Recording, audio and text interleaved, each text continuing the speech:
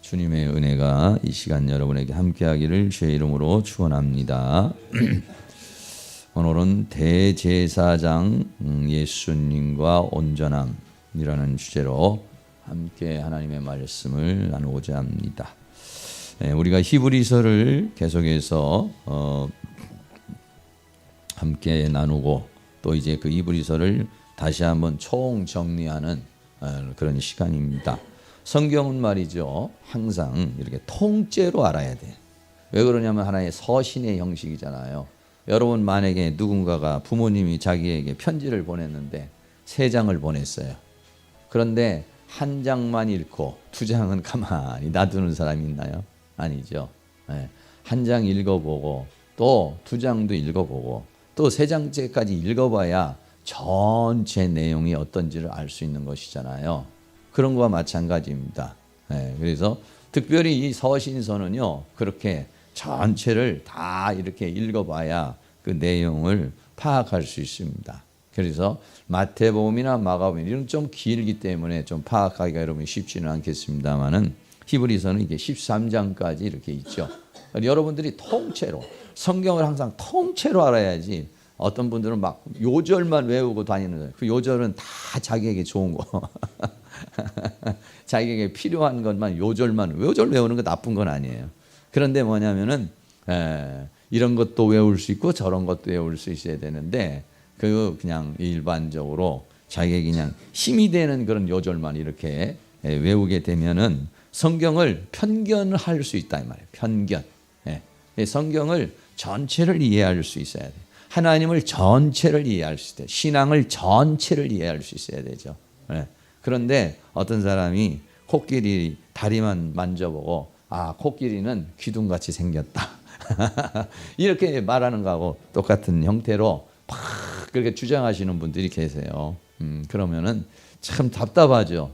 답답하죠. 아니 코끼리는 그런 부분만 있는 것이 아니라 또 꼬리 부분도 있고 눈 부분도 있고 이런데 그냥 다리만 만져본 사람은 다리밖에는 모르는 거예요. 다시 말하면 성경이 마태복음만 읽어본 사람은 누가복음 얘기하면 잘 모르죠. 요한복음 얘기하면 잘 몰라요. 그러니까 전체적으로 이게 좀 알 수 있어야 돼요. 히브리서도 마찬가지예요. 1장만 알고 있으면 분석이 있어요. 보통 히브리서 그러면 11장 믿음의 장이니까 거기는 많이 설교도 하고 그러니까 그것만 여러분이 잘 알고 있어요. 그래가지고는 잘 안 되고 히브리서는 전체를 머릿속에 좀 담아보세요. 1장에서부터 4장까지 나는 머리가 나쁜데 뭘 저런 걸 다. 아니요. 이 머리가 나빠도 성경은요, 하나님이 깨닫게 해주시면은요, 이렇게 알게 해주셔요. 1장에서부터 4장까지는 뭐냐? 사도이신 예수님이다. 그 다음에 5장에서부터 10장까지는 뭐냐? 대제사장이신 예수님이시다. 이것도 못 외우실 수 있겠죠. 그럼 한꺼번에 통틀어서 예수님은 사도이시며 제사장이신 예수님이다. 이 얘기입니다. 그러면 사도이신 예수님, 지난주에 우리가 함께 나누었습니다. 그래서 사도이신 예수님, 제사장이신 예수님. 세 번째는 이 사도이신 예수님과 대제사장인 예수님을 믿고 이제는 경주를 하자. 이게 11장에서부터 13장까지의 내용이 되는 거죠. 그러니까 성경은 항상 이런 식으로 여러분이 분해를 할 줄 알아야 돼요. 내용을 이렇게 좀 내용 전체 내용을 파악할 줄 알아야 돼. 그래야만이 전체 뜻을 아는 거예요. 그러니까 그건 몇 번 읽어봐야 되겠죠. 그랬습니다. 지난주에 말씀드린 거 사도이신 예수님입니다. 1장에서 사도이신 예수님이 하나님으로부터 보냄을 받아서 아들로 이 땅에 오셔서 말씀을 하셨어요. 그러니까 사도이신 예수님은 뭐냐면 말씀을 하시는 하나님. 말씀을 전달하러 오신 하나님이에요. 근데 말씀을 전해주려고 오셨으니까 어떻게 그 말씀을 우리가 잘 받아들여야 돼요. 받아들이려고 그러면 마음이 강팍해지면 안 되겠죠. 마음이 옥토밭이 돼서 그 말씀을 잘 받아들이면 어떻게 되느냐? 안식에 이른다. 이게 사도로 오신 예수님의 목적이에요. 그 3가지만 알면 돼요. 예수님이 이 땅에 오셔서 말씀을 전하러 오셨다. 그럼 우리는 어떻게 하냐? 옥토와 같이 마음밭을 만들어서 그 말씀을 받아서 믿으면 뭐가 이러냐? 안식에 이른다는 것입니다. 사도이신 예수님께서 우리에게 주시고자 하는 축복은 뭐냐? 안식의 축복을 주시겠다라고 하는 것입니다. 근데 오늘은 뭐냐? 안식을 주시는 이 사도이신 예수님이 아니라 대제사장이신 예수님에 대해서 오늘은 이렇게 말씀하고 있습니다.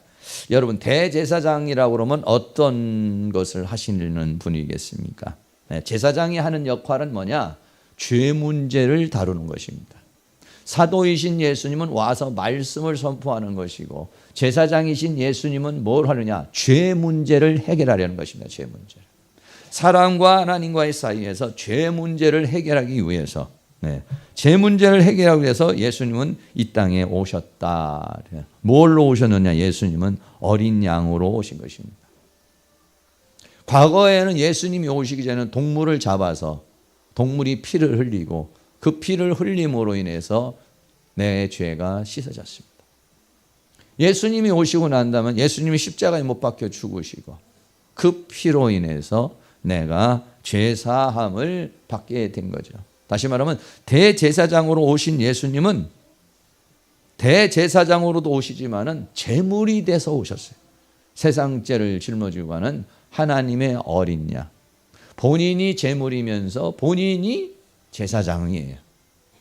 그 제물을 드리는 제사장으로 이 땅에 오셨다. 그래서 예수님은 이 세상에 이렇게 제사장으로 오셨어요. 제사장으로 오신 이유가 뭐냐? 우리의 죄 문제를 해결하고 죄 문제를 해결해야 우리가 어떻게 합니까? 하나님께로 나아갈 수가 있어요. 그래서 하나님의 은혜와 사랑과 축복을 받게 되고 그래 하나님의 영광 가운데 나갈 수가 있어요. 그러니까는 대제사장으로 오신 예수님은 우리의 죄 문제를 해결해서 우리를 하나님 앞으로 인도하시기 위해서 오셨다. 이런 부분이죠. 그리고 여러분들이 사도이신 예수님 그러면은 말씀을 전하러 오신 예수님, 믿으면 안식 이렇게 생각하면 되고, 그리고 대제사장이신 예수님, 우리의 죄 문제를 해결해서 오늘 주보에 있는 대로 대제사장인 예수님과 온전함. 그래서 예수님이 우리 죄를 해결하시고 우리를 어떻게 하냐? 온전케 하셨다. 이런 내용이 되겠어요. 그래서 오늘 히브리서 5장에서부터 10장까지는 첫 번째는 이 두 계열의 대제사장이 있다. 이런 얘기를 했습니다. 이 두 계열의 대제사장 중에 멜기세덱의 반차로 쫓아오신 예수님을 우리가 받아들이려면 장성한 자가 되어야 그를 멜기세덱의 예수님을 수용해서 우리가 그 온전한 데 이렇게 나아갈 수가 있다. 이런 얘기입니다. 그리고 7장에서는 이 멜기세덱 예수님에 대해서 아주 자세하게 이렇게 설명을 해주고 있습니다. 그리고 8장에서는요, 이 예수님은 참 장막, 하늘에 속한 하늘의 참 장막에서 섬기는 자로, 그리고 우리에게 새 언약의 중보자로 계셔서 우리에게 새 언약을 성취시키시려고 이 땅에 오셨다. 9장에서는요, 세상에 속한 성소가 있고 하늘에 속한 이 성소가 있다. 예수님이 오셔서는 이제는 하늘에 속한 성소에서 우리를 그 하나님께로 인도한다. 그래서 거기에 이제는 그 하나님께로 나아가는 새롭고 산 길, 새로운 길이 열렸어. 예수님이 내가 곧 길이요 진리요 생명이니 나로 말미암지 않고는 아버지께로 올 자가 없다. 이렇게 말씀하시는 게 5장에서부터 10장까지의 전체적인 내용입니다. 조금 어려울 수 있습니다. 그래서 다시 말씀드립니다. 5장에는 두 계열의 제사장이 있다. 두 계열이라는 건 뭡니까? 첫째는 레위 지파의 제사장이죠. 구약의 시대에는 레위 지파의 제사장인데 히브리서 5장 4절 말씀에 이 존귀는 제사장이 되는 것은 아무나 스스로 취하지 못하고 오직 아론과 같이 하나님의 부르심을 입은 자라야 할 것이니라고 그렇게 말했습니다. 그러니까 하나님께 부르심을 받는 모든 레위 지파 중에서도 특별히 아론, 그 아론과 그 자녀들, 그 아론의 계열에서만 제사장이 될 수 있었어요. 레위 지파라고 다 되는 게 아니에요. 레위 지파 중에서도 아론의 그 계열에만, 아론의 계열에서만 제사장이 될 수 있어요. 그래서 출애굽기 28장 1절에 보면은요, 모세에게 그렇게 말하죠. 너는 이스라엘 자손에게 내 형 아론과 그 아들들, 아론과 형 아들들 나답과 아비후와 엘르아살과 이다마를 그와 함께 내게로 나오게 하여 나를 섬기는 제사장 직분을 행하게 해라. 그래가지고 민수기 3장 2절에 보면은 위임식을 합니다. 제사장 위임식을 합니다. 제사장 위임식을 해서 그때부터 이제 그 제사장으로서의 그 사역을 하게 되는 것이죠. 이런 것과 마찬가지로 예수님도 대제사장으로 이 땅에 위임을 받았다. 히브리서 5장 5절에 또한 이와 같이 그리스도께서 대제사장 되심도 스스로 영광을 취하심이 아니요 오직 말씀하시니가 저더러 이르시되 너는 내 아들이라 오늘날 내가 너를 낳았도다 말씀하시면서 시편 110편 4절에 이렇게 말했습니다. 또한 이와 같이 다른 데 말씀하시는 내가 영원히 멜기세덱의 반차를 쫓는 제사장이라고 선포를 했어요. 예언을 하셨어요. 시편 110편 4절에서 너는 영원히 멜기세덱의 반차를 쫓는 제사장이라고 선포를 하셨는데 여기서 말하고 있는 이 멜기세덱이 누구냐? 바로 예수님을 가리켜서 말하고 있는 것이라는 것이죠. 네, 그래서 예수님도 이 땅에 오셔서 두 계열의 제사장이 있는데 아론 지파의 제사장도 하나님이 선택해서 한 것이고 예수님도 이 땅에 와서 멜기세덱 제사장이 된 것도 그렇게 선택이 돼서 두 계열의 제사장이 있다 이런 얘기입니다. 그리고 두 번째는요. 이 제사장에 대해서 우리가 이 멜기세덱 대제사장이 하는 일이 여러 가지가 있어요. 십자가에 죽으시고 또 우리에게 들어와 새 언약을 성취하는 이 모든 일들을 우리가 다 받아들이려면 어떻게 하냐? 장성한 자가 돼야 된다는 거예요. 도의 초보에 머물면은 하나님이 나에게 주시고자 하는 축복을 겉밖에는 초보밖에는 못 받아들인다는 거죠. 그래서 장성한 자가 되어야 그래야 하나님의 그 깊은 것까지 다 알게 돼서 그래서 우리가 온전한 데에 나갈 수 있다. 히브리서 5장 11절 말씀에 멜기세덱에 관한 우리가 할 말이 많으나 너희의 듣는 것이 둔함으로 해석하기가 어렵다 그랬습니다.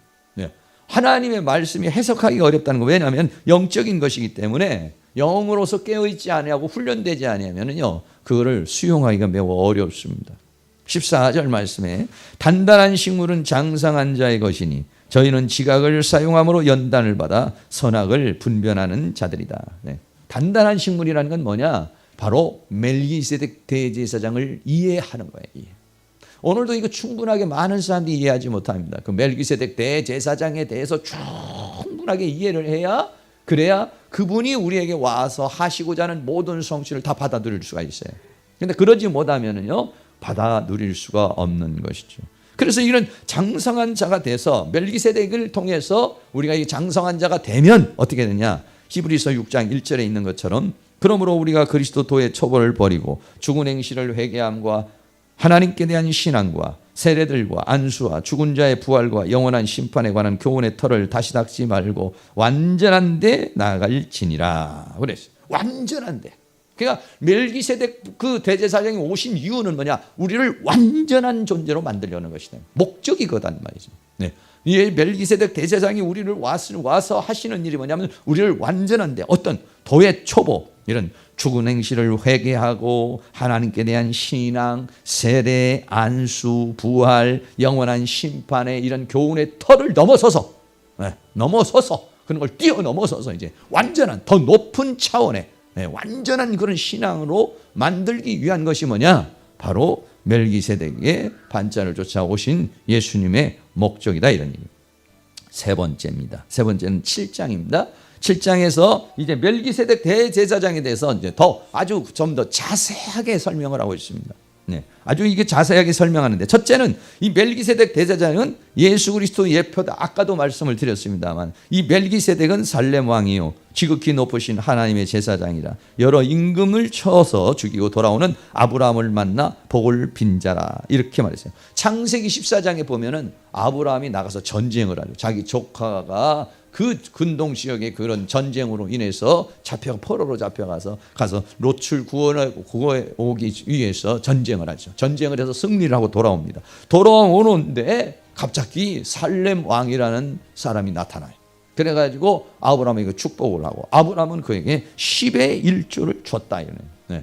그에게 10의 1조를 드렸다. 하나님께서 나를 이렇게 승리하게 해주신 거에 대해서 감사하는 마음으로 10분의 1을 그에게 주었다. 근데 여기서 10분의 1을 받은 멜기세덱이 누구냐? 예수 그리스도를 예표하는 것이다. 이런 얘기예요. 왜 그러느냐? 히브리서 7장 3절에 이는 멜기세덱은 아비도 없고 어미도 없고 그리고 족보도 없어요. 그리고 시작한 날도 없어요.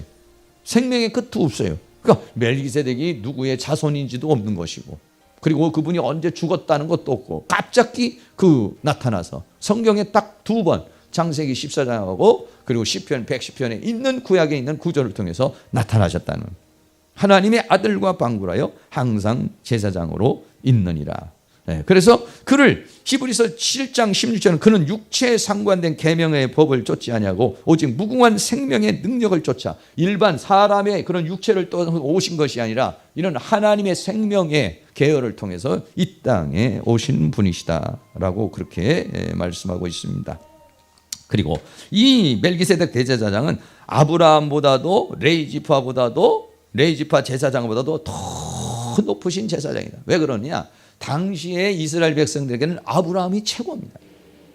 그 레위 제사장들은 절대적인 권위를 가지고 있는 것이죠. 그런데 어떻게 예수님이 그 아브라함보다도 크고 레위지파의 제사장보다도 더 큰 그런 멜기세덱 제사장이 될 수 있느냐? 그런 논란들이 많이 있었죠. 거기에 대해서 성경은 또 말합니다. 이 히브리서 7장 4절에 이 사람이 어떻게 높은 것을 한번 이 멜기세덱이 어떻게 높은 걸 한번 생각해 봐라. 왜 그러느냐? 조상 아브라함이 노량물 중 좋은 것으로 10분의 1을 저에게 주었느니라. 패일언하고 낮은 자가 높은 자에게 복빔을 받느니라. 이렇게 하죠. 그렇죠. 네. 멜기세덱이 더 높으니까. 그러니까 아브라함이 와서 10분의 1을 드리고 축복을 했어요. 모든 말을 패일언하고 낮은 자가 높은 자에게 복빔을 받는 것을 봤을 때 이 멜기세덱은 아브라함보다도 더 높은 그러한 존재라는 것을 얘기해 주고 있고 또 레이지파보다도 더 높은 멜기세덱이다. 왜 그냐? 그 10분의 1을 드릴 때에 레이지파는 이미 아직 탄생하지 않았어요. 아브라함 안에 있었어요. 자손이에요. 그렇기 때문에 아브라함이 그렇게 멜기세덱에게 그 11조를 드린 것은 그 후손도 역시 같이 그 멜기세덱에게 축복을 받은 것과 마찬가지이기 때문에 그렇기 때문에 레이지파보다도 더 높은 멜기세덱이시다라고 이렇게 말씀하고 있습니다. 그러면 왜 예수님은 멜기세덱 제사장이 필요성인 왜 멜기세덱 제사장으로 예수님이 와야 되느냐는 거예요. 왜 예수님이 멜기세덱의 반차를 레위 계통의 똥을 통하지 않고 멜기세덱의 계통을 통해서 이 세상에 오셔야 되느냐 이거죠. 그게 뭐냐? 레위 계통의 제사장으로는 온전함을 얻지 못한다는 거예요. 온전함을. 히브리서 7장 11절에 레위 계통의 제사 직분으로 말미암아 온전함을 얻을 수 있었으면 백성이 그 아래에서 율법을 받았으니 어찌하여 아론의 반차를 쫓지 않고 멜기세덱의 반차를 쫓는 별다른 한 제사장을 세울 필요가 있느냐? 레위 계통의 제사장 직분을 통해서 온전함을 얻는다는 겁니다. 죄사함도 받고 그리고 죄를 이기는 자가 되고 사단의 권세에서 이제 이겨나가고 세상을 이기는 자가 되고 이런 것들이 뭐냐면 온전함에 이르는 거예요. 그런데 레위 계통의 제사장으로는 죄사함은 짐승의 피를 통해서 죄사함은 받지만은 죄를 이길 수가 없어요. 죄에서 벗어날 수가 없어요. 그러니까는 이 멜기세덱의 제사장의 필요성이 뭐냐? 바로 온전함을 얻지를 못하기 때문에 오신 것이다. 이런. 또 하나는 뭐냐? 율법으로는 우리가 온전하지 못한다는 거예요. 전옛 계명이 연약하며 무익함으로 패하고 율법은 아무것도 온전케 못할지라. 하나님께서 모세를 통해서 율법을 주었지만은 이 율법은 어떻습니까? 죄를 깨닫게는 해요. 그러나 죄를 이길 수가 없어요. 죄에서 벗어날 수가 없어요. 율법이라고는. 법은 주어졌지만 이 법을 이겨낼 수 없고 그 법이 사람을 온전케 하지 못하기 때문에 바로 멜기세덱 제사장이 이 땅에 오신 것이다. 이런 얘기죠.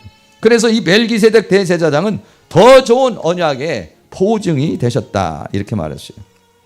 히브리서 7장 22절 이와 같이 예수는 더 좋은 언약의 보증이 되셨느니라.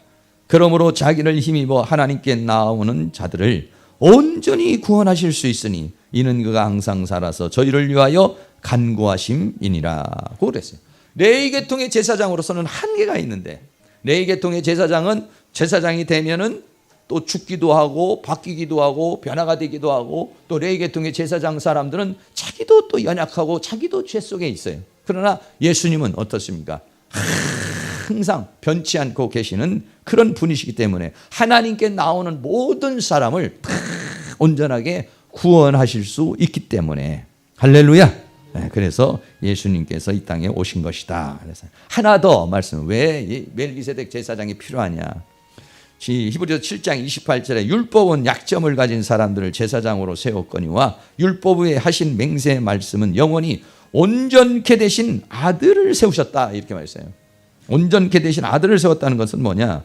예수님께서 이 땅에 오셔서 십자가의 고난을 겪으시고 십자가의 고난을 통해서 죽으시고 난 다음에 사망의 권세를 깨뜨리고 부활하셨어요. 네. 그러니까는 예수님은 뭐냐면 사망의 권세에 묶여 있는 것이 아니라 사망의 권세를 깨뜨려 버렸어요. 사망의 권세를 깨뜨리시고 어떻게 하나님의 영광의 보좌의 우편에 앉아 계세요. 다시 말하면 예수님 자신이 고난을 통해서 영광 가운데 온전케 되셨다 이거예요. 할렐루야. 그렇기 때문에 우리를 그 십자가의 고통을 통해서 하나님의 영광의 보좌에까지 이르게 하실 수 있는 분이시다. 왜? 예수님 자신이 세상을 이기셨으니까. 세상을 이기신 분 우리를 이기게 하시고, 예수님 자신이 사망을 이기셨으니까 우리를 사망에 이르게, 이 사망을 이기게 하시고, 예수님 자신이 보좌에 앉으셨으니까 우리도 그 보좌에 앉게 하실 수가 있다. 다시 말하면 온전케 되신, 다 이 땅에 사람의 몸으로 입고 오셔서 그 모든 인간의 모든 과정을 다 겪어보시고 그리고 승리하셨기 때문에 우리 인간을 너무나도 잘 알고, 그리고 우리를 도우실 수 있고 온전케 승리케 하실 수 있는 그분을 대제사장으로 세우셨다. 할렐루야. 예, 이분이 우리에게 있습니다. 그래, 우리 하나님은요, 예수님은 하나님 영광의 보좌에 가만히 이렇게 앉아있는 분이 아닙니다. 우리의 모든 인간이 육신을 입고 있는 이 모든 아픔과 연약함과 문제와 이거 다 알고 계시는 분이에요. 그렇기 때문에 우리 하나님께서 우리에게 때를 따라서 우리에게 필요한 것을 다 도우실 수 있고, 우리의 머리털까지도 다 세신 바가 되어서 우리가 하나님 앞에 나오면 우리를 충분히 넉넉히 하나님의 영광의 보좌에까지 이르게 할 줄로 믿습니다. 그게 7장에서 말씀하시는 멜기세덱 예수님에 대한 이야기가 되겠습니다. 그리고 8장에서는 뭐냐? 장막에서 섬기시는, 참 장막에서 섬기는 새 언약의 중보라 이렇게 했어요. 네. 1번, 첫 번에 참 장막인 하늘에서 섬기는 자이신 예수님이다. 제가 이렇게 열심히 얘기하는데 처음 들어보는 얘기 같다 이러신 분은 그동안에 히브리서 1장에서부터 지금까지 열심히 강의를 했어도 다 잊어버린 거야. 근데 맞아, 그때 이렇게 얘기해 준 거지, 그때 그렇게 말해 준 거지, 이렇게 들리면 여러분들이 은혜가 되는 거예요. 저런 얘기를 했었나? 저런 말이 히브리서에 있었나? 이러면, 근데 히브리서가 약간 용어가 단어가 좀 어려워요. 그래서 좀 여러분이 좀 듣기가 어려운데, 참장막인 하늘에서 섬기는 예수님이시다. 8장 1절에 이제 하는 말의 중요한 건 이러한 대제사장, 이런 모든 과정을 거친 아들, 온전케 되신 그 아들 대제사장이 우리에게 있는 것이다. 그가 하늘의 위엄의 보좌 우편에 앉으셨으니. 여러분, 그러면 보좌 우편에 가만히 앉아가지고 있는 이유가 있어요. 뭐가 있느냐? 성소와 참 장막에 부리는 자라. 부리는 자라는 건 뭐냐면 예수님이 거기서 이리 와라 저리 가라 이리 부린다는 얘기가 아니라 성소와 참 장막에서 섬기는 자라는 게, 섬기는 자. 무슨 섬기느냐? 우리가 하나님 앞에 나아갈 때 우리가 하나님 앞에 나아갈 수 있도록 섬겨준다는 얘기예요. 제물이 돼서 내 죄를 씻어주시고 주의 성령으로 역사해 주시고 주의 은혜로 역사해 주셔서 하나님의 영광의 보좌로 실제적인 이 땅에서, 여러분은 이 땅에서 지금 이런 것이 아니라 영적 세계에서는 실제적인 세계 속에서 하나님 체험, 하나님 영광, 하나님의 세계 속에서 나아갈 수 있도록 참 장막, 하늘의 그 참 장막에서 우리의 영이 그 하나님 앞으로 나아가려고 했을 때 그것을 도우시는 분이시다. 그것을 섬기시는 분이시다. 할렐루야. 그렇습니다. 네. 사랑하는 모든 성도님들이, 지금도 여러분들이 하나님 앞에 나가려고 몸부림을 치고 그럴 때 주님께서 우리에게 성령으로 역사하시고 주의 은혜로 역사하셔서 하나님 앞에 나아갈 수 있는 은혜를 허락하여 주시는 역할을 하시는 분이시다, 이런 얘기죠. 또 두 번째는 뭐냐? 새 언약의 약속과 중보자. 예수님이 이 땅에 오셔서 하시는 일 중에 가장 또 위대한 일, 하나는 뭐냐면 죄사함을 통해서 우리를 하나님 앞에 나가는 일이고, 또 하나의 가장 중요한 일이 뭐냐? 새 언약을 성취시킨다는 거예요. 네. 새 언약이 뭡니까? 히브리서 8장 10절에 또 주께서 가라사대 그날 후에 내가 이스라엘 집으로 세울 언약이 이것이니 내 법을 저희 생각에 두고 저희 마음에 이것을 기록하리라 하는. 모세는 하나님 앞에 가가지고 율법을 받아가지고 우리에게 와서 가르쳤어요. 근데 하나님은, 예수님은 어떻게 하느냐? 그 말씀을 어떻게 하느냐? 그 말씀을 우리의 마음과 생각에 기록하는 일을 하신다는 거예요. 할렐루야. 그렇습니다. 예수님은 어떻게 하냐? 새 언약에, 이 새 언약을 우리 하나님께서 새 언약을 주셔서, 새 언약이 뭐냐? 하나님의 법을 내 생각에 두고 하나님의 말씀을 내 마음에 기록을 해서, 그래서 나를 어떻게 하나님의 사람으로 만들고 그리스도의 형상의 사람으로 만들고 나의 믿음의 사람으로 만드는 이 일, 그 말씀을 따라 살아갈 수 있는 그 일, 안식에 이르게 하고 나를 온전케 하는 그 일을 하시는 역할을 누가 하느냐? 새 언약의 중보자이신 예수님이 하시는 것이다, 이런 얘기예요. 할렐루야. 그래서 8장 6절에 그러나 이제 더 나은 아름다운 직분을 얻으니 이는 더 좋은 약속으로 세우신 더 좋은 언약의 중보이시다. 할렐루야.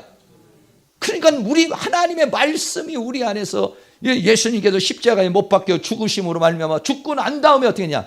예수님이 죽고 난 다음에 대제사장의 역할은 그걸로 끝나는 게 아니라 죽고 난 다음에 우리 안으로 들어오셨어요. 우리 안에 들어서 내 영혼을 살리시고, 그 다음에 요한복음 14장에 진리의 성령으로 오셔서 우리를 깨닫게 하시고 우리를 가르쳐 주셔서 그 하나님의 말씀을 내 생각에 두고 하나님의 말씀을 내 마음에 기록하는 일을 하시는 분이 누구시냐? 그게 바로 예수님. 그게 누구냐? 보혜사. 그게 누구냐? 진리의 성령이신 예수님이시다, 이런 얘기예요.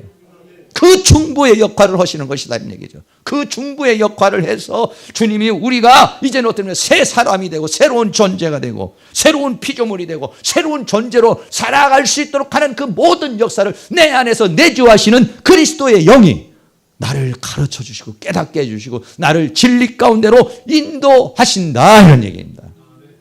그러니까는 멜기세덱의 반자를 쫓는 이 예수를 알려면은 더 깊은 장성한 자가 되어야, 장성한 자가 되어 내 안에 들어서 그리스도의 영으로 진리의 성령으로 들어오셔서 나를 가르치고 깨닫게 해서 나를 온전케 해서 하나님의 영광의 보좌까지 이르는 그 분을 알아야 된다는 거죠.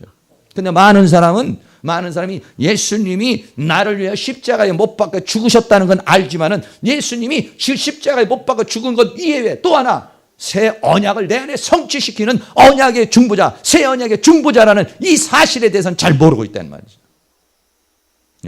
그 요한복음 14장에 말하는 진리의 성령이 오시면 그 진리의 성령이 너희를 가르쳐 줄 것이고 깨닫게 해줄 것이고 진리 가운데 인도하시는 그 일을 하시는 분이 누구냐? 예수님.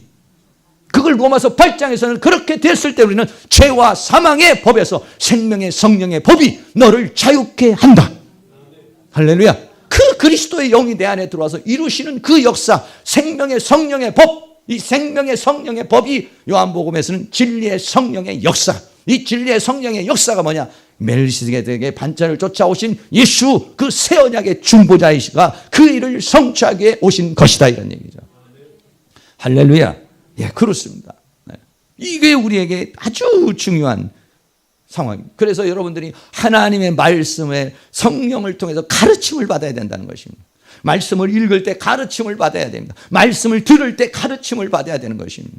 가르침을 받는다는 거냐? 성령이 하나님의 가르침을 받으리라 그랬습니다. 사랑하는 모든 성도님, 이런 진리의 성령의 가르치심을 받을 수 있기를 주의 이름으로 축원합니다. 진리의 성령의 가르침을 받으면 그 말씀이 팍 자기 마음속에 깊이 들어와서 그 말씀이 뭐냐면 믿음이 되고 그 말씀이 자기를 변화시키고 그 말씀이 자신을 새롭게 하는 그런 역사가 이루어지게 되는 것이라는 것이다. 그 예수님을 여러분이 사모하셔야 돼요. 주여 진리의 성령으로 나를 가르쳐 주시옵소서. 나를 깨닫게 하여 주시옵소서. 알게 하여 주소서. 말씀을 열어 주시옵소서. 말씀을 내 마음판에 새겨 주시옵소서. 말씀을 네 사단이 심어놓은 생각, 사단이 심어놓은 감정은 다 떨쳐내버리시고 하나님의 말씀으로 내 생각을 바꾸어 주시옵소서. 하나님의 말씀으로 예수 그리스도의 심장으로 내 마음을 바꾸어 주시옵소서. 이렇게 여러분들 기도를 하시면은 진리의 성령이 오셔서 우리를 가르쳐 주시고, 너희는 이 마음을 품으라. 그리스도 예수의 마음. 이 마음이 어떻게 품어집니까? 품을래야 품어지는 게 아니라 하나님의 말씀이 열려질 때 이렇게 하는구나, 저렇게 하는구나, 내 마음이 바뀌어지는 것. 그래서 그리스도의 마음을 품게 되는 그 역사를 하시는 분이 뭐냐? 새 언약의 중보이신 예수 그리스도라, 이런 얘기입니다. 할렐루야. 그런 은혜가 여러분에게 중보의 역할을 하신 새 언약의 성취를 이루시는 그분의 역사가 여러분에게 늘 있기를 주의 이름으로 축원합니다. 9장에서는 세상에 속한 성소와 참 하늘에 온전한 성소가 있다, 이렇게 말씀하고 있습니다. 다시 말하면 이 세상에 속한 이 교회와 같은 성소가 있고, 이 성소는 뭐냐? 하늘에 있는 성소가 있는데 그 하늘에 있는 성소의 모형이고 그림자다, 이렇게 말씀하고 있는 것이죠. 첫 언약 때에는 어떻습니까? 땅의 세상에 속한 그런 성막이 있었어요. 그래서 히브리서 9장 2절에 예비한 첫 장막 있고 그 안에는 등대와 상과 진설병이 있으니 이는 성소라고 일컫고, 그 다음에 금향로와 사면을 금으로 싼 언약궤가 있고 그 안에 만나를 담은 금항아리와 아론의 쌍난 지팡이와 언약의 비석들이 있고 그 위에 속죄소를 덮는 영광의 그룹들이 있으니 이것들에 관해는 이제 낱낱이 말할 수 없는, 우리가 몇 번 보았죠. 다시 말하면 이 성막을 가르쳐요. 이 땅에는 이런 성막이 있었다, 이런 얘기예요. 이 땅에는 이런 성소가 있었다는, 겉으로 볼 때는 이렇게 돼 있고요, 안에 내용을 보면 이렇게 돼 있습니다. 내용을 보면 안에 내용보다 첫 번째 쪽에 있는 게 번제단입니다. 그 다음에 두 번째 있는 게 뭡니까? 물두멍. 번제단에다가 짐승을 태워서 죽이고 그 다음에 제사장이 거기서 손을 씻고 물두멍에서 씻고서 이제 들어가는 것입니다. 그 다음에 세 번째는 뭐냐면 진설병. 이건 떡상이 있습니다. 이스라엘 백성들에게 먹는 만나와 같은 떡 12개가 있습니다. 그리고 그 밑에는 등대가 있습니다. 그리고 앞에는 향단이 있고 분향단이 있고 그 다음에 들어가면은 언약궤가 있습니다. 이 언약궤는 이제 지성소, 하나님의 영광이 거하는 대제사장도 한 번만 들어가는 거. 그 언약궤 위에 속죄소라고 하는 게 있어서 1년에 딱 한 번만 여기다가 피를 뿌려서 모든 백성들의 죄를 사하는 일을 하고, 거기에는 천사가 그룹으로 있어서 하나님의 영광이 나타나는 그러한 것이 이 세상에 있었다, 이런 얘기예요. 이거는 뭐냐? 하나님의 영광의 세계, 그 영의 세계의 모형이라는 것입니다. 근데 예수님은 이곳으로 들어가지 아니하고 예수님은 하늘의 성소에 영원한 속죄를 이루기 위해서 들어가셨다. 할렐루야.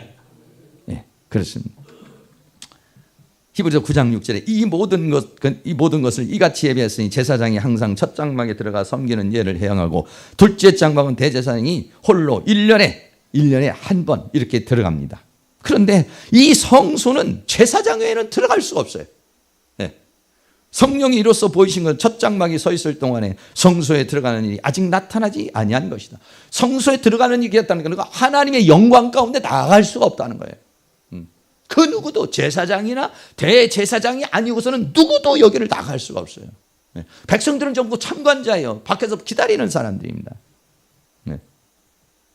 그런데 이것은 예수님이 오기까지 하나의 비유이며 개혁할 때까지 맡겨둔 것이라는 것입니다. 히브리서 9장 9절에 이 장막은, 땅에 있는 장막은 현재까지의 비유니 이에 의지하여 드리는 예물과 제사가 섬기는 자로 그 양심상으로 온전케 할 수 없나니 이런 것은 먹고 마시는 것과 여러 가지 씻는 것과 함께 육체의 예법만 되어 개혁할 때까지, 다시 말하면 예수님이 오실 때까지 이 세상에 필요했던 것이다.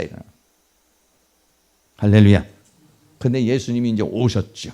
예수님이 오셔서 참 하늘에 속한 온전한 성소에 들어가가지고 히브리서 9장 1절에 그리스도께는 참 것의 그림자인 손으로 만든 성소에 들어가지 아니 이 세상에 있는 그 성소로 들어가신 것이 아니라 예수님은 십자가에 못 박혀 죽으셨지만 참 하늘에 들어갔다는, 참 하늘에 들어가 이제 우리를 위하여 하나님 앞에 나타나시고, 또 하물며 예수님이 이제 그 피로 들어가서 염소와 황소의 피와 및 암송아지의 죄로 부정한 자에게 뿌려 그 육체를 정결케 하여 거룩하게 하거늘, 밑에 세상에서는 염소피와 황소피로 사람을 정결케 했죠. 그러나 하나님의 세계에서는 하물며 영원하신 성령으로 말미암아 흠없는 자기를 하나님께 드린 그리스도의 피가 어찌 너 양심으로 죽은 행실에서 깨끗게 하고 살아계신 하나님을 섬기게 못하겠느냐.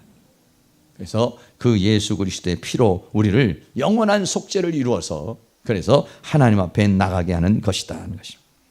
자, 10장입니다. 마지막 10장에는 그래서 이제는 어때요? 성소로 들어가는 새롭고 산 길이 이제 열린 거예요. 그래서 여기서 영원한 제사와 속죄가 이루어졌어요. 조금 전에도 말씀을 드렸지만은 율법의 제사로는 죄를 없이 하지 못하기 때문에 율법의 제사로는 우리를 온전하게 할 수가 없어요.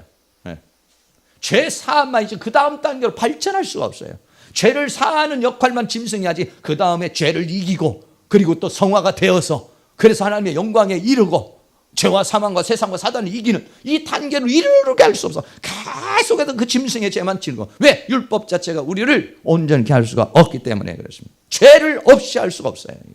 그렇기 때문에 예수님은 영원한 죄를 없이 하기 위해서 한 제물이 돼서 히브리서 10장 14절에 한 제물로 거룩하게 된 자들을 영원히 온전케 하시기 위해서 이제 성소에 들어가셨다 이런 얘기. 그래서 이제 마지막으로 보면 이제 성소에 들어가는 새롭고 산 길이 열린 거예요. 이제 히브리서 10장 19절 그러므로 형제들아 우리가 예수의 피를 힘입어서 성소에 들어갈 담력을 얻었다. 그건 뭐냐? 하나님께 나아갈 수 있게 됐다 이거죠.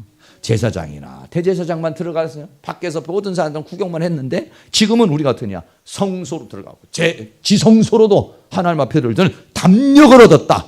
담력을 얻었다는 건 자격이 주어졌다는 거예요. 무슨 자격이 주어졌어요? 하나님의 자녀의 자격이 주어졌어요. 무슨 자격이 주어졌어요? 죄인에서 의인의 자격이 주어졌습니다. 할렐루야. 그래서 우리는 어떻게 하느냐? 나중에는 발발발로 죄인으로 발발 떠서 못 들어가던 아니라 의인이 돼가지고 하나님의 자녀가 되어서 또 우리가 뭡니까? 왕 같은 제사장이 되어서 제사장이 되어서 우리는 이 앞으로 뭘 피해서 예수의 피를 힘입어. 할렐루야. 그 길은 우리를 위하여 휘장 가운데 열어놓으신 새롭고 산 길이요 휘장은 곧 저의 육체니라. 할렐루야. 그래서 예수님께서 그 피로 말미암아 하나님께로 나아가는 길을 열어주셨어요. 길을 열어주었는데도 이 길을 안 가는 사람들이 많이 있어요. 여러분들이 예수의 피를 힘입어서 하나님 앞에 힘차게 나아가서 하나님으로부터 주어지는 모든 은혜와 사랑과 축복을 다 받아들이는 역사가 있기를 주의 이름으로 축원합니다. 길은 열려 있습니다. 누구나가 다 하나님 앞에 갈 수 있는 새롭고 산 길이 다 열려 있습니다. 저에게도 열려 있고 여러분에게도 다 열려 있습니다. 그런데 누가 들어가서 그 하나님의 영광, 그 하나님께 속한 모든 것들을 가질 수 있느냐?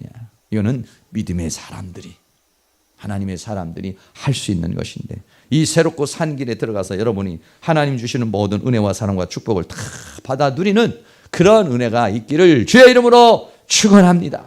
할렐루야. 사도이신 예수님을 통해서 여러분들이 안식에 이르고 대제사장인 예수님에서 죄와 사망에서 해방돼 버리고 더 나아가서는 하나님의 영광의 보좌에까지 하나님으로부터 모든 은혜와 사랑과 축복을 다 받아 누릴 수 있는 그 온전에 이를 수 있는 은혜가 있기를 주의 이름으로 축원합니다.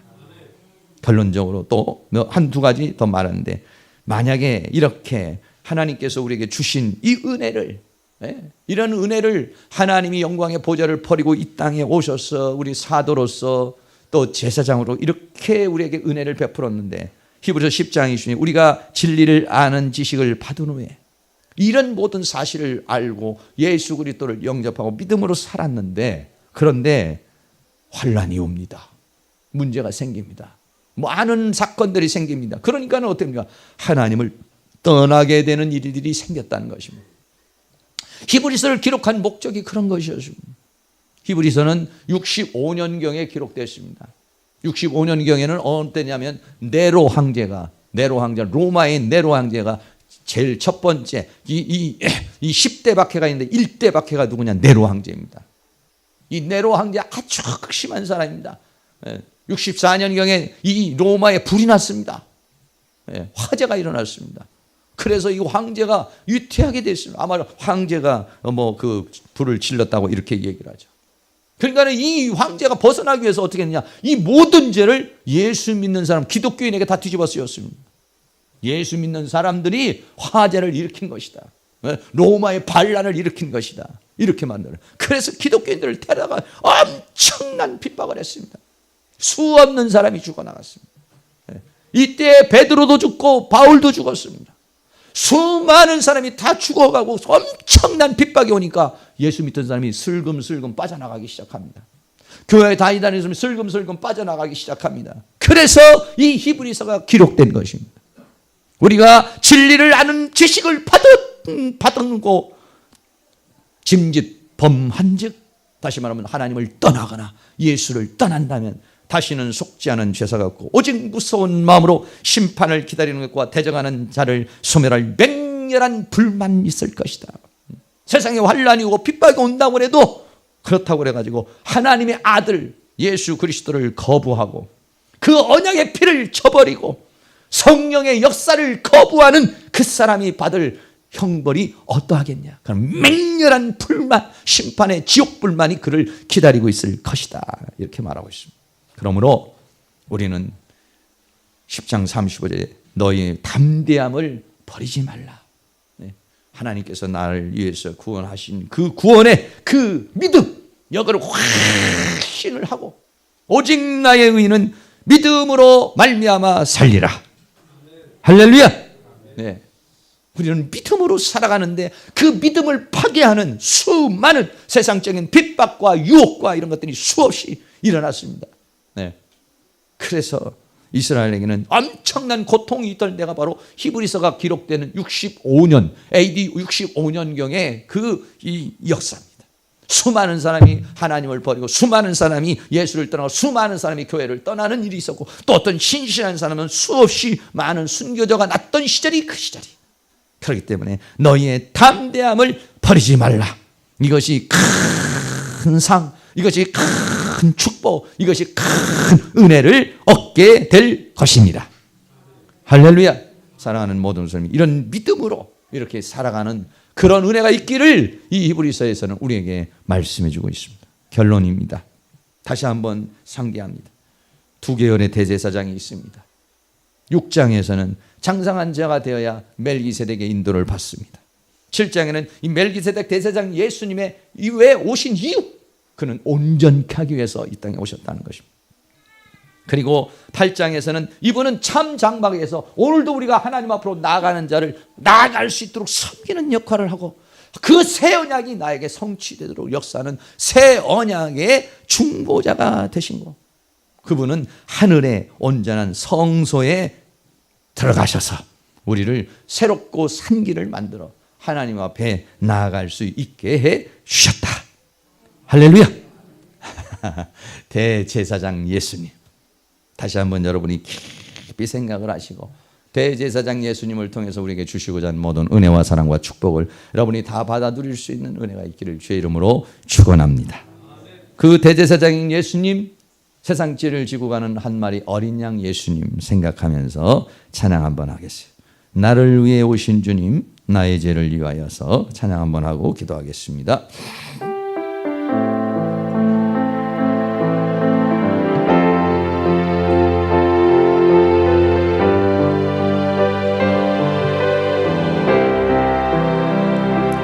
나를 위해 오신 주님, 나의 죄를 위하여서 유대 민족들에게 잡히시던 그날 밤에 아무런 말도 없이 우리에게 사랑을 보여주신 주님 예수, 십자가를 지셨네. 그러나 언젠 주님을 부인하며 원망하고 있을 때 나에게 오셔서 사랑의 손길로 어루만지셨네.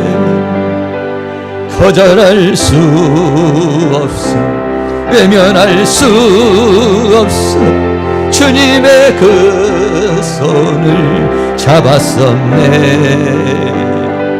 주님의 사랑 뜨거운 눈물을 흘리고야 말았다네. 이 세상에 오신 주님, 나의 죄를 위하여서 오만영정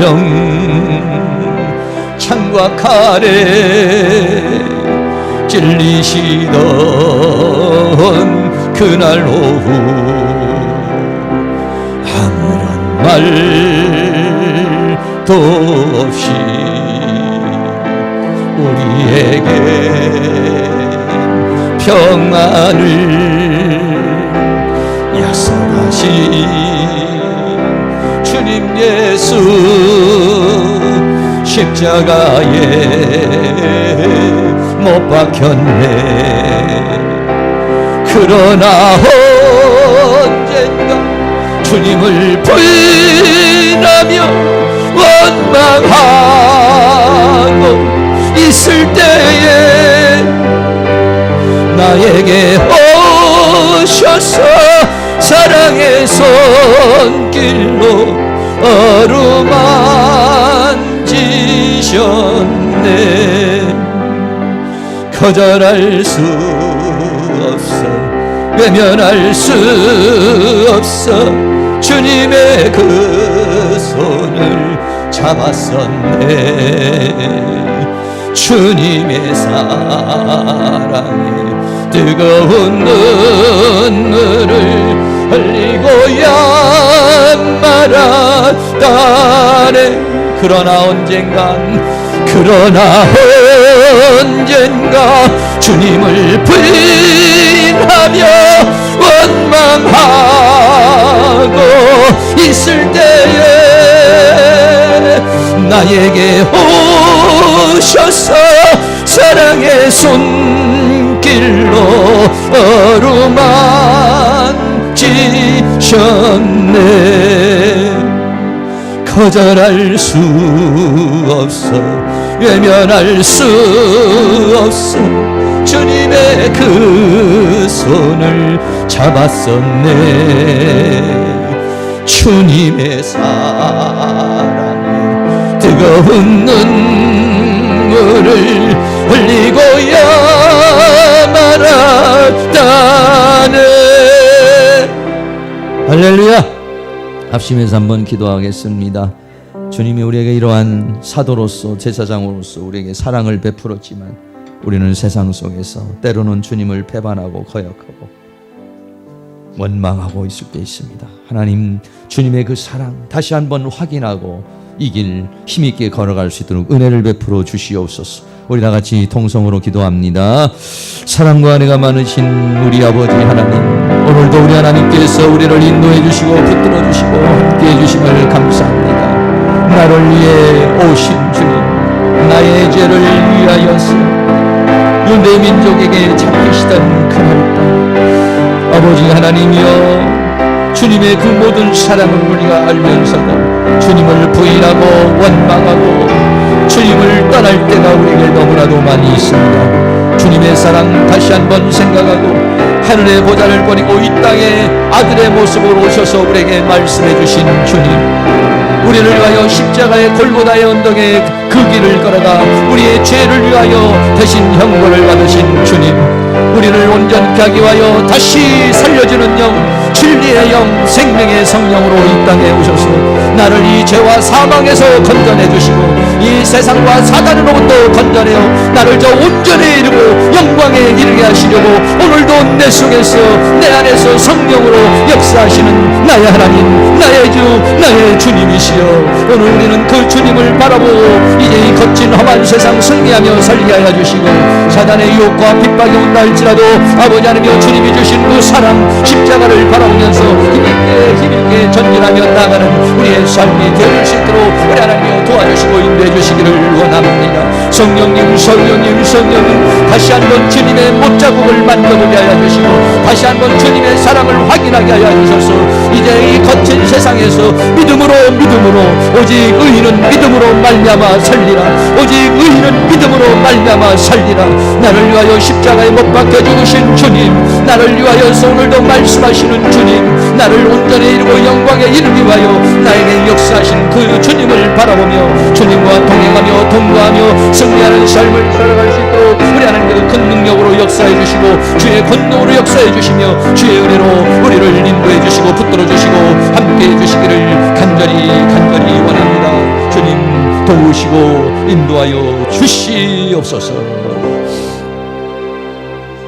하늘의 영광을 버리고 이 땅에 아들의 모습으로 오셔서 우리에게 말씀을 주신 주님, 그리고 제사장의 길을 가기 위해서 한 마리의 어린 양이 되어 십자가에 무참히 죽으시고 우리 죄를 도말하신 주님, 그리고 그 모든 걸 우리에게 적용하시기 위해서 그리스도의 영으로 내 안에 들어오셔서 진리로 가르쳐 주시고 생명의 성령으로 나를 새롭게 탄생하셔서 우리를 저 온전으로 저 영광의 길로 이끌어 가시는 주님, 그 주님의 사랑을 다시 한번 살펴보고 확인하는 시간 되기를 원합니다. 원수 마귀는 다양한 형태로 우리를 공격하고 유혹하고 핍박하여 믿음에서 떠나가게 만들지만 오직 의인은 믿음으로 말미암아 살리라. 주님 믿음을 주시옵소서. 굳건한 믿음을 주시옵소서.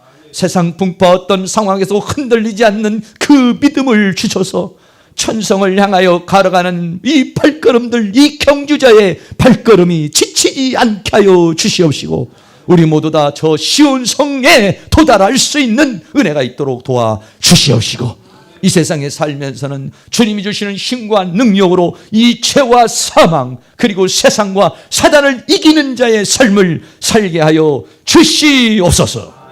예수 그리스도의 이름으로 기도하옵나이다. 아멘. 다 같이 자리에 일어나서 찬송가 202장 힘차게 하겠습니다.